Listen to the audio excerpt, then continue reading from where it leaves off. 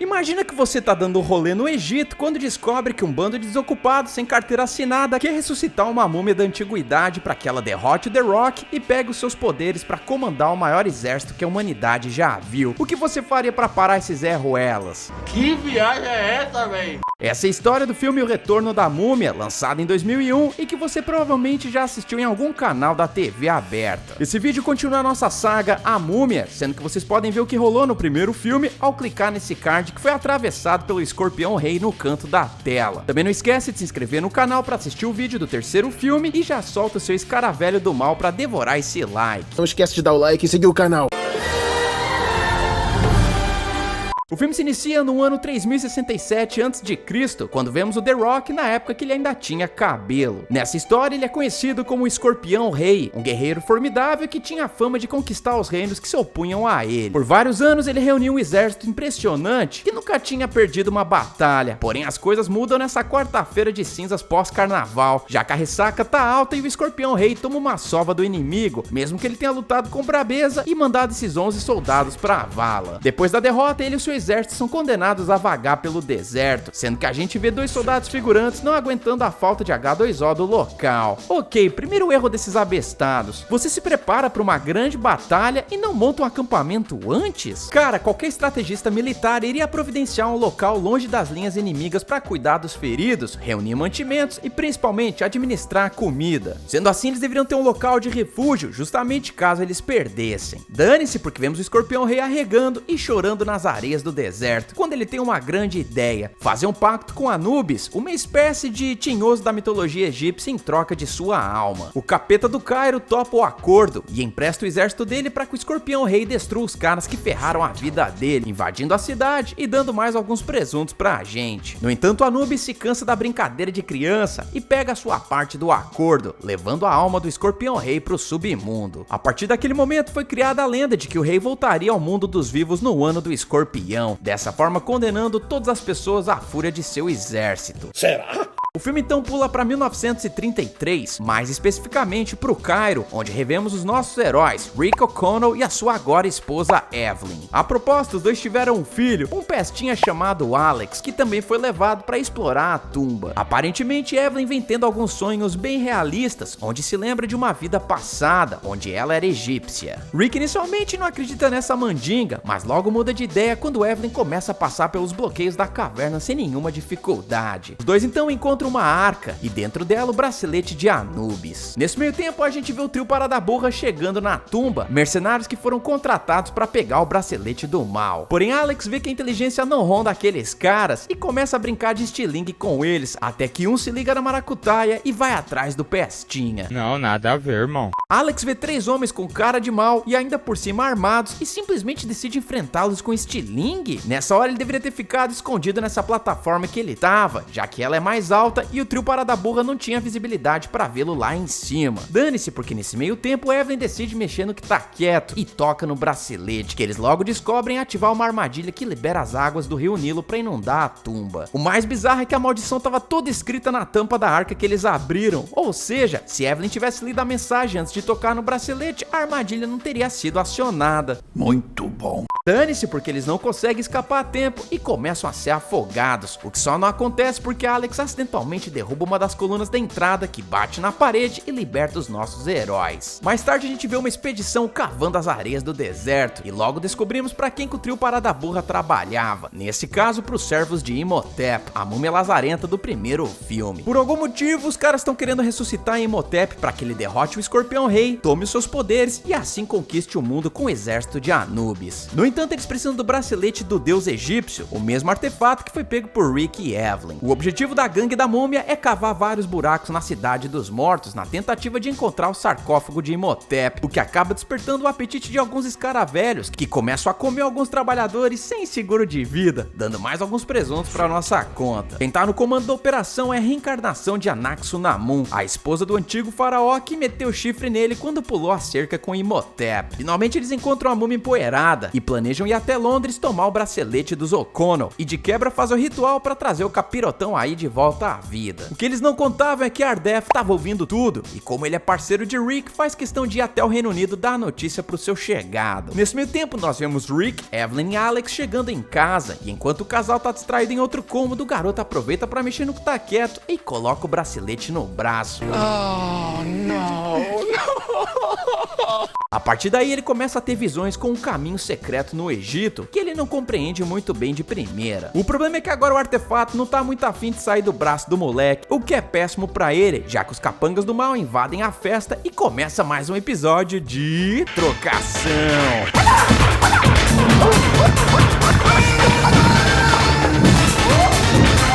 Enquanto isso, vemos Jonathan, o irmão de Evelyn, dando uma de penetra na casa do cunhado pra pagar de bonitão com uma garota, o que não vai acontecer hoje, já que a Anck-su-namun rende o cara e pergunta onde que ele escondeu o bracelete. Só que o cara não sabe do que a mulher tá falando e diz que a única coisa que sobrou da fortuna dele foi um cetro de ouro, que acaba chamando bastante a atenção de Hafez, um dos cabeças da operação do Imhotep. Jonathan percebe que eles estão confundindo ele com Rick, então o danado tenta dar uma enrolada pra ganhar tempo. Onde está? Olha, eu não sei onde ele não está. Quer dizer que não sabe? Não seria impreciso supor que eu não poderia não dizer exatamente que isso é ou não é quase parcialmente incorreto. Então sabe onde está? Pelo contrário, acho que eu estou mais ou menos não rejeitando de vez a ideia que de jeito nenhum, com algum grau de incerteza inegável. Até que o cunhado chega no rolê e é atacado por Anck-su-namun, que arremessa uma cobra venenosa no galã. Como o cara é bom de malabarismo, ele devolve o presente e finaliza o resto dos meliantes. Quem também aparece para ajudar os mocinhos é Ardeth, mas ele logo dá de cara com Loc-Na, o tenente de Imhotep que usou as habilidades do Medjay. Que porcaria, hein? E aí que uma batalha desenfreada acontece, mas os números fazem a diferença por aqui, e tanto Evelyn quanto a Arca do Bracelete são levados pelos capangas do Imhotep. Ardeth ajoelha no milho e pede desculpas por ter chegado tarde, mas Rick quer saber como raios que os meliantes acharam o sarcófago de Imhotep se os Medjay protegiam aquela região. E aí que o cara do deserto dá um migué e diz que os chefes da tribo acharam que os meliantes não iriam encontrar o sarcófago, então decidiram não fazer nada. Só que os danados não contavam que a reencarnação de Anck-su-namun também se lembrava da vida passada no Antigo Egito e consequentemente sabia exatamente onde o sarcófago estava enterrado. Peraí, esses Medjay são os caras mais inúteis da face da Terra. Vamos lembrar do que eles fizeram no primeiro filme. E é exatamente por esse motivo que os Medjay ficariam guardando o sarcófago dali em diante pelos próximos 3.000 anos, evitando ao máximo que alguém chegasse perto dali. Peraí, isso não faz sentido nenhum. Os Medjay escolhem uma maldição que permite que o defunto volte à vida com poderes ilimitados e ainda tem que ficar no deserto evitando um problema que eles mesmos criaram. Pra quê? Não era mais fácil ter dado uma coronhada na cabeça dele ou sei lá, ter colocado ele na forca?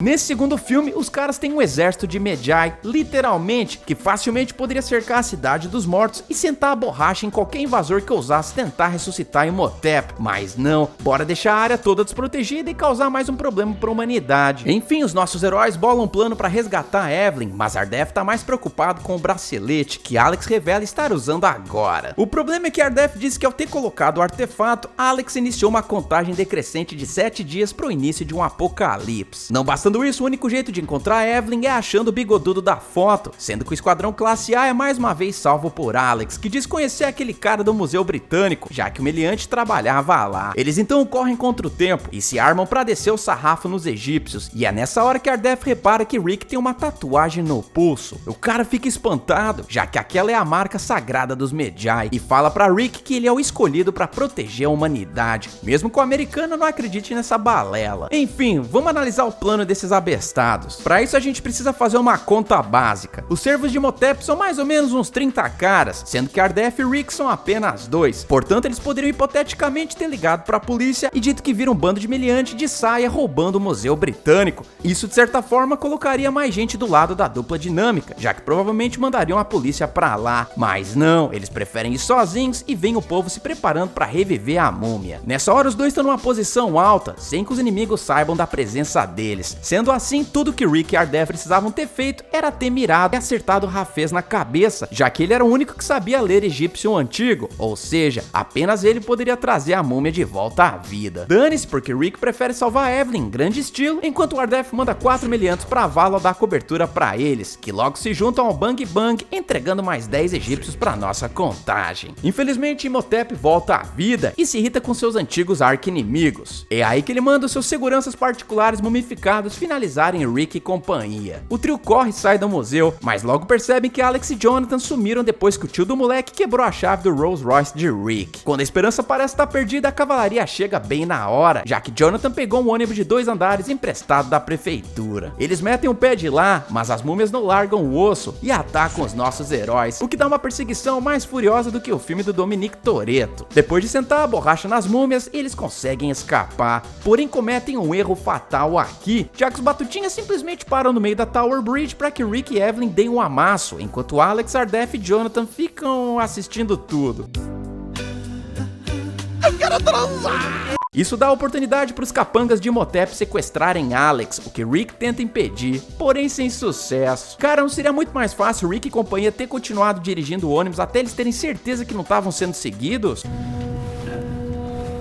Dane-se, porque Ardeth sabe pra onde a gangue de Imhotep tá indo, já que Alex acabou compartilhando as primeiras visões que ele teve ao colocar o bracelete, o que faz todo mundo voltar pro Egito. Sabe quem pode curtir um paraíso internacional pagando as menores taxas de câmbio do mercado? Você, criando uma conta digital com a Nomad de forma 100% gratuita e melhor, sem aquelas pegadinhas sacanas como taxa de abertura, anuidade ou as famosinhas taxas de manutenção. Sabe o que não tem também com a Nomad? Burocracia, já que você pode abrir a sua conta utilizando apenas documentos brasileiros e fazer transações em dólar em 180 países, contando com total segurança garantida pela Corporação Federal Asseguradora de Depósitos. Além de ter o cartão de débito em mãos, você ainda pode gerar um cartão virtual diretamente no aplicativo da Nomad, o que te garante ainda mais segurança na hora de arrebentar a boca do balão nas suas comprinhas internacionais. Pô, Ed, mas eu tô de boa, eu já tenho o cartão do banco onde eu tenho conta há 423 anos. Então, pequeno gafanhoto, se você tá usando esse cartão pra fazer câmbio e comprar dólar para adquirir aquele videogame dos seus sonhos, você tá errando feio. O que acontece quando você faz isso é que os bancos convencionais vão te cobrar 5,37% de imposto sobre operações financeiras, ou para os íntimos, IOF, pessoas como eu, que choram no banho toda vez que lembram o quanto de dinheiro já jogaram fora com essa taxa nada barata. Eles ainda vão te colocar uma taxinha de serviço simbólica, nada demais, só vai variar entre 4% e 7%, e ainda por cima, por compra que você fizer. Entretanto, todavia, porém, com a Nomad a história é completamente diferente, já que você vai ser cobrado apenas 1,1% de IOF e de 1 a 2% de taxa de serviço, ou seja, tá quase de graça. Não importa se você estiver viajando para Europa, Ásia, África, Oceania ou Marte, o cartão da Nomad converte os seus dólares para moeda local na hora, sem estresse. A Nomad montou uma sala VIP no aeroporto de Guarulhos, onde você pode aguardar sossegada a hora de seu voo e de quebra tomar um milkshake como cortesia da casa. Então cria sua conta na Nomad, baixa o aplicativo no seu celular e basta fazer um Pix para comprar os seus primeiros dólares. Além disso, como eu sou um cara legal, é óbvio que você vai ganhar um benefício aqui no canal, porque usando meu cupom promocional EDNERD na hora da abertura da sua conta, a Nomad vai te dar até 20 dólares de cashback, ou seja, já dá para economizar uma grana boa para uma bela janta durante a sua viagem. Então fica ligado, porque o link para baixar o aplicativo tá na descrição deste vídeo, lembrando que você precisa inserir o cupom manualmente na hora do registro. Como a gangue do Imhotep tá na frente, Rick tem que usar o networking dele para ganhar vantagem, pedindo assim a ajuda de Easy, um piloto e antigo parceiro de La Casa de Papel do americano, já que os dois tinham carreira assaltando bancos no Egito. O cara fala pra Rick que não tem nenhum avião à disposição e que mesmo que tivesse não emprestaria, já que agora ele tem que sentar de ladinho no vaso por ter levado vários pipocos no passado. Como La Plata é a regra do jogo, ele logo muda de ideia, já que Rick faz um pix dando a lança de Osíris como garantia. É então que o Quinteto Maravilha parte para a primeira localização revelada para Alex quando ele colocou o bracelete no braço. Nesse balaio de múmias cara velho, Alex é levado para trocar ideia com o Imhotep, que agradece por não ter que pagar salário pro guia turístico. No entanto, o moleque puxou o pai, então ele debocha da múmia e fala que sempre existe a possibilidade dele se perder pelo caminho. É aí que a múmia talarica adverte que o garoto não faça corpo mole, já que a pessoa que coloca o bracelete tem apenas 7 dias para encontrar a pirâmide de Anubis e entrar nela. já que se o prazo expirar e você estiver do lado de fora, o bracelete irá sugar toda a vida da pessoa. Nesse meio tempo, a gente revê o que essa franquia tem de melhor, um trio parada burra, já que os ingleses abestados pegaram outro job do Rafés. Só que em vez do bracelete, eles foram atrás de uma parada bem familiar pra gente, a arca do capiroto que regenerou Imhotep no primeiro filme. Sabe o que é mais bizarro? É que um deles é fluente em egípcio antigo e decodifica a mensagem na arca, falando pros outros caras que quem abrir aquela parada irá soltar uma maldição em si próprio. Não bastando isso, o líder dos abestados disse que a lenda deve ser verdadeira, já que ele ficou sabendo dos eventos de 10 anos atrás e das mortes dolorosas que os americanos sofreram depois que abriram a arca no primeiro filme. Mesmo assim, eles aceitam levar a arca até Anaxunamun, negociando o dobro do cachê. Cara, esses mercenários deveriam saber que a gangue do Imhotep não se preocupa com os direitos trabalhistas dos terceirizados, como eles bem puderam ver na escavação do Egito, quando os escavadores foram comidos pelos escaravelhos. Sendo assim, o trio burrástico deveria ter escondido a arca e somente ter revelado a localização dela depois de receber o pagamento. Esquece isso porque eles preferem levar o carregamento a bordo de um trem com os 200 capangas do Imhotep, sendo que eles estão apenas em 3. Temos o trio Maravilha adentrando o vagão pra pegar a grana deles, onde os caras descobrem da pior forma que Imhotep já tá lá. É aí que a Cunha da Anaxunamun fala pra um deles abrir a arca se quiser sobreviver, o que praticamente dá uma sentença fatal pro trio Maravilha, já que isso permite que a múmia os devore pra recuperar o seu rostinho modelado por skincare. Ok, o inglês caipira poderia ter aproveitado pra sentar pipoca em Anaxunamun assim que ela colocou a cara na janela da porta, porque afinal é sempre melhor cair atirando, e seria um jeito de magoar o coraçãozinho de Imhotep. Outra coisa que eles poderiam ter feito era tentado fugir pela escotilha no teto do vagão, caso conseguissem manter Imhotep imobilizado com os tiros dados por eles. Dane-se, porque enquanto isso vemos Rick e companhia sobrevoando os céus egípcios num dirigível, que de acordo com Izzy é muito mais discreto e silencioso que um avião. O problema é que a parada não é tão rápida assim, já que eles chegam na localização de Alex só pra descobrir que a gangue do Imhotep já seguiu viagem. Eles ficam com rabicó na mão, mas Evelyn percebe que o filho fez um castelinho de areia, indicando a próxima parada revelada pelo bracelete. Nos dias que se seguem, a gente vê Alex deixando várias pistas pra trás, até que certo dia ele vê um jeito de meter o pé de lá, nesse caso pelo buraco debaixo da privada do trem. O moleque é marrento e puxa a alavanca de emergência, o que faz o maquinista parar o veículo. Alex sai correndo enquanto os capangas atiram nele, o que deixa Imhotep doido da vida, já que eles poderiam acabar com a única pessoa capaz de levá-los ao escorpião rei. É aí que a múmia enfesada levanta 2 capangas com seus poderes Jedi e finaliza os danados em seguida. Alex corre pra dentro de uma cidade abandonada e tem mais uma visão do bracelete, dessa vez com a localização final da pirâmide. Infelizmente isso faz o moleque ser capturado por Imhotep. Ok, Alex vacilou feio nessa, já que o trem era antigo e não tava andando a mais de 30 km por hora. Portanto o moleque deveria ter saído pelo buraco sem puxar a alavanca de emergência, bastando que ele esperasse uma curva pro trem diminuir de velocidade, possibilitando que ele saísse de lá sem que Imhotep e sua gangue percebessem. Dane-se, porque Imhotep aproveita para esticar as pernas e usa os livros dos vivos e dos mortos para trazer a alma de Anaxunamun e colocá-la no corpo da reencarnada. No entanto, o ritual tem um efeito colateral, já que nesse mesmo momento Evelyn começa a se lembrar de sua vida passada, e é aí que a gente descobre que a mulher se chamava Nefertiti, e não bastando isso, ela era a própria filha do faraó chifrado por Anaxunamun, que olha só, também era sua madrasta. Como barraco de família cavernoso, Nefertiti ainda testemunhou o pai sendo fatiado por Imhotep e sua amante, o que me leva a pensar, será que Bonnie e Clyde das areias do deserto não poderiam ter se pegado num lugar diferente de uma sacada na mira de outros hóspedes do palácio? É verdade. Esquece isso, porque Alex é lerdo e é pego com a boca na botija por Loch Na, que fala pro Imhotep que o capirotinho tava dando dicas pros pais o resgatarem. A múmia, no entanto, tá completamente de boa depois de ter agasalhado o boneco na noite anterior e fala que vai resolver a parada pessoalmente. Como os poderes dele já despertaram 100%, Imhotep levanta a água do Nilo, que de alguma forma ganha o rosto do Zordon de Power Rangers e passa a perseguir o dirigível de Izzy, o derrubando. Graças a Deus ninguém quebra o pescoço, porém o veículo sofre vários danos, sendo que Izzy fica pra trás pra consertar o dirigível. É aí que Ardef aproveita o momento pra mandar uma mensagem usando a águia dele e avisa os líderes que eles chegaram no cemitério das múmias, o que é uma péssima notícia, já que os capirotinhos mumificados começam a atacar todo mundo, desde Rick e companhia até os capangas de Imhotep. Mas olha pelo lado bom, eles fazem uma generosa doação pra nossa contagem de presuntos.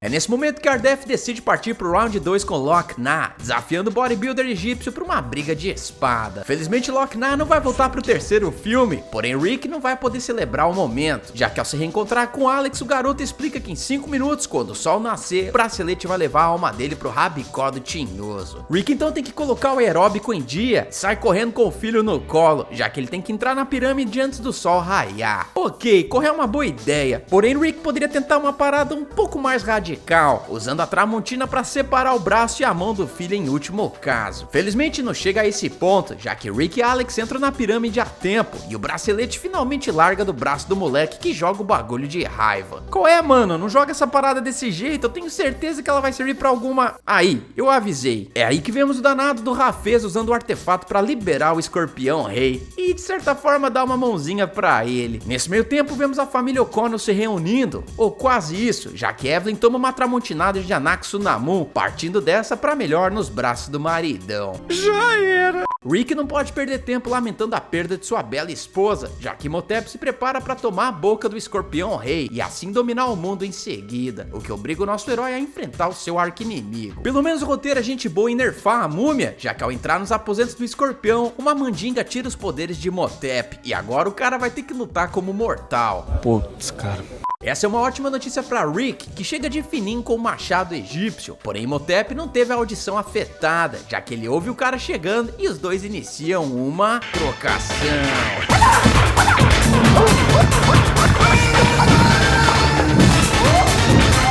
Cara, tem umas 500 armas brancas nesse salão, sendo que Rick poderia ter arremessado qualquer uma delas nas costas de Imhotep sem ele se dar conta, mas não, bora fazer o mais difícil. Dane-se, porque enquanto isso vemos a Alex tendo uma ideia genial, usar a mesma capirotagem que Imhotep fez com a Anck-su-namun pra trazer a alma da sua mãe de volta pro mundo dos vivos. Jonathan então bola um plano e ele distrai a Anck-su-namun com a cara dele, até que Alex termine de fazer o ritual usando o livro dos mortos. Quando o tio do moleque vai receber o Fatality, Eve volta do rabicó tinhoso e fala pros dois irem ajudar a Rick, já que ela vai sentar a mão na madrasta fogosa. Oi, usurpadora.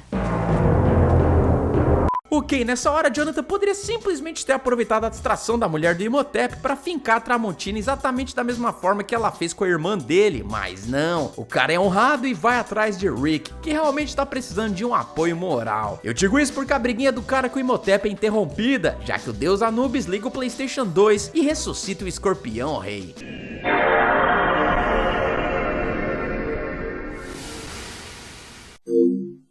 Ele é então atacado pelo Escorpião, que é bom de briga e não toma nem um pouco do dano dos golpes de Rick. Felizmente Rafez, por algum motivo que eu não entendi, vai lá conhecer o Escorpião em pessoa e acaba servindo de canapé pra entidade que despedaça o bibliotecário. Isso dá tempo pro Rick recuperar o fôlego e pra sua surpresa ele percebe que existe um mural revelando uma profecia, a de um Medjay finalizando o Escorpião com o cetro de Osíris, aquele mesmo que Jonathan levava pra cima e pra baixo, o que significa que Rick tá predestinado a mandar o Escorpião para as profundezas do capiroto. Enquanto isso, vemos os Medjay preguiçosos se preparando para lutar contra as forças de Anubis, um bando de gato irrigado de testosterona com cara de poucos amigos. O mais incrível é que os Medjay levam a melhor, finalizando os Burukutus sem muito esforço, sendo que o roteiro realmente foi bonzinho comigo, porque a gente não vê um guerreiro sendo finalizado pelas criaturas do submundo. No entanto, quando a esmola é grande, o santo desconfia, ou melhor, Ardef nesse caso, porque o cara fica em choque ao ver que o exército de Anubis era bem maior do que ele pensava. Que merda, hein? Com 1 minuto para o fim do mundo, todas as vidas serão ceifadas em 60 segundos, o que faz Rick pedir para Jonathan e Alex destravarem o cetro e abrirem a lâmina. Felizmente Jonathan consegue a proeza e lança a parada no Escorpião Rei, porém Imhotep pega a lança no ar e a joga para lutear os exércitos do capirotão. Só que isso aqui tá parecendo queimada, porque Rick pega a parada no ar segundos antes de atingir o rei e finca a parada no peito do The Rock, o mandando de volta pro submundo com o exército dele. Como a única coisa que tava faltando nesse filme era um terremoto, não demora muito pra pirâmide do Escorpião começar a ser destruída, sendo que o tremor derruba tanto Rick quanto Imhotep, que caem na passagem do submundo. Felizmente Eve é uma mulher casca grossa e vai salvar o maridão, enquanto a Anck-su-namun fica com medinho das pedras caírem em cima dela e vai embora de lá correndo, abandonando Imhotep com cara de trouxa.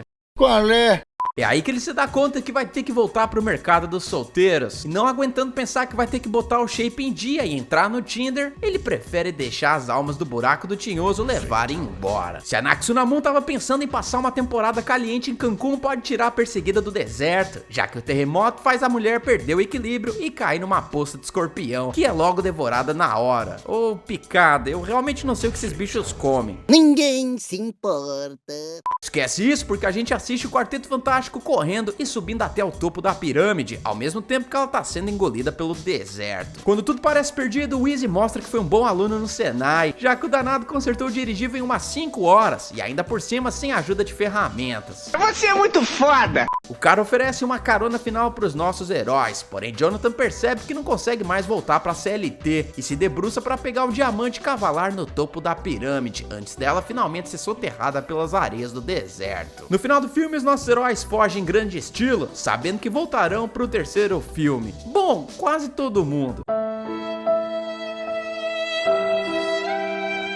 O Retorno da Múmia foi detonado tanto pelos críticos quanto pelo público, já que o consenso foi de que os efeitos especiais realmente ficaram impressionantes, porém os personagens foram deixados de lado na trama. Cara, eu realmente não sei o que essas pessoas têm na cabeça, já que esse filme continua bem legal na minha opinião. As atuações são redondinhas, a comédia e a ação continuam na medida certa, além dos cenários estarem lindos demais. Por outro lado, os efeitos especiais realmente ficaram datados, sendo que o pior deles é com certeza do Escorpião Rei. Não bastando isso, o filme tem muita conveniência de roteiro, como Rick ser o escolhido e a arma necessária para finalizar o Escorpião Rei ser justamente a última peça da fortuna de Jonathan. Mesmo assim, o filme continua super divertido, portanto, eu dou uma nota 7,5. Nas bilheterias, o filme mandou muito bem, faturando 435 milhões de dólares para um orçamento de apenas 98 milhões, o que garantiu uma continuação e um filme derivado do Escorpião Rei. Portanto, deixa aí nos comentários qual filme vocês querem ver primeiro por aqui, A Múmia 3 ou Escorpião Rei. Galera, segue a gente nas redes sociais que estão aparecendo aí na tela e considere fazer parte do clube de membros, onde eu coloco conteúdo antecipado, selos e figurinhas pra vocês nos comentários, votações exclusivas e muito mais. Bora parar de enrolação e vamos pra contagem de presuntos. O total de corpitos em O Retorno da Múmia foi de 121 presuntos e o troféu presunto de ouro vai pro Rafés. Se liga aí na tela que eu tô deixando uma playlist quente chamada Filmes de Aventura, onde eu coloquei o primeiro filme da saga Múmia, Van Helsing e muito mais. Também não esquece do like para ajudar a gente a continuar o nosso trabalho aqui no YouTube. Eu espero que vocês tenham gostado, vejo vocês no próximo vídeo e valeu!